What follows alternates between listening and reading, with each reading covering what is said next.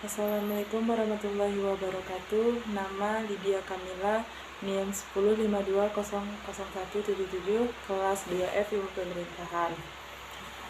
Di sini saya akan membuat video untuk memenuhi nilai akhir semester mata kuliahan pengantar administrasi negara. Yang pertama, yang dimaksud dengan paradigma administrasi adalah suatu pandangan yang disepakati dari seluruh anggota organisasi. Jika paradigmanya organisasi negara, maka semua pandangan yang telah disepakati seluruh warga negara yang bersangkutan, dan sebagainya. Administrasi merupakan salah satu cabang ilmu pengetahuan sosial. Administrasi sebagai ilmu pengetahuan berada dalam pemikiran manusia ilmuwan, senantiasa dihadapkan pada berbagai bantahan dan wajib memberikan penjelasan tentang nilai kebenaran sesuai dengan prinsip-prinsip umum empiris. Paradigma administrasi merupakan suatu teori dasar atau ontologi administrasi dengan cara pandang yang relatif fundamental dari nilai-nilai keberadaan, konsep, dan metodologi serta pendekatan-pendekatan dipergunakan.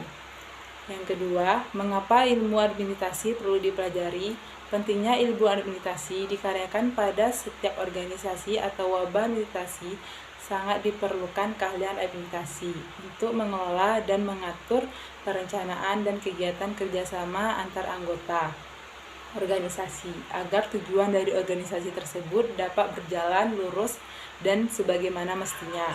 Tanpa adanya ilmu administrasi, suatu organisasi tidak akan berjalan baik dikarenakan tidak adanya pengelolaan dan kerjasama yang baik, sehingga dampaknya adalah tidak berjalannya tujuan organisasi, yang akan berakhir pada kehancuran organisasi tersebut atau bubar.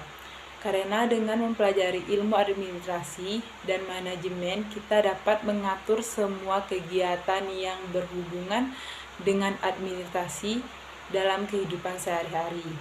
Misalnya, penyusunan skala prioritas kebutuhan. Yang ketiga, mengapa kehidupan manusia tidak bisa lepas dari administrasi negara? Karena administrasi itu sendiri merupakan keperaturan di dalam manusia. Keperaturan itu sangat penting dalam kegiatan yang berhubungan dengan administrasi dalam kehidupan sehari-hari.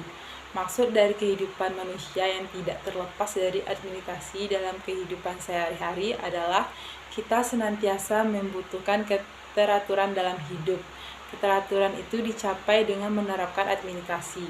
Salah satunya adalah ketika kita mendaftar di sekolah. Jika tanpa administrasi yang handal, pendaftaran siswa baru di sekolah akan kacau karena terdapat ratusan hingga ribuan yang mendaftar di satu tempat masing-masing dengan selera yang berbeda. Yang keempat, jelaskan hubungan administrasi negara dengan ilmu sosial. Administrasi negara selalu berada dalam lingkungan sosial.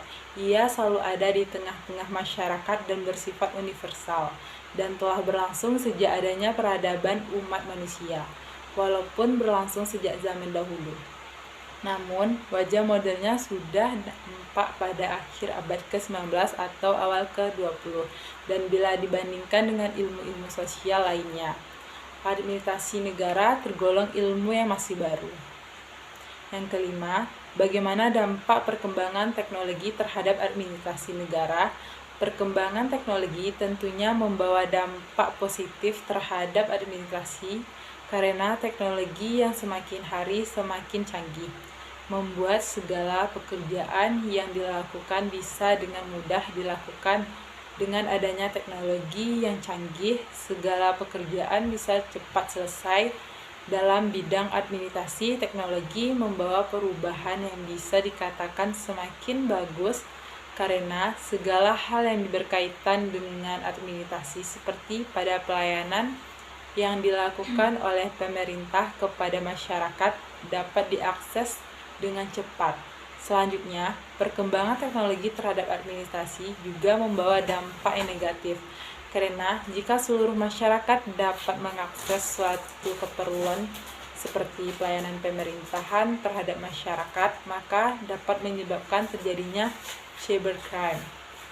Contoh, Pada masa COVID-19, mengamar pekerjaan dapat dilakukan melalui aplikasi-aplikasi yang dapat menunjang hal itu terjadi, seperti melamar pekerjaan di Alfamart, memasukkan berkas melalui link, mengikuti interview melalui Google Meet, mengikuti ujian atau kuis, serta sampai pada tahap training. Nah, di sini semuanya dilakukan melalui aplikasi online, mulai dari awal sampai pada akhir seleksi. Sekian.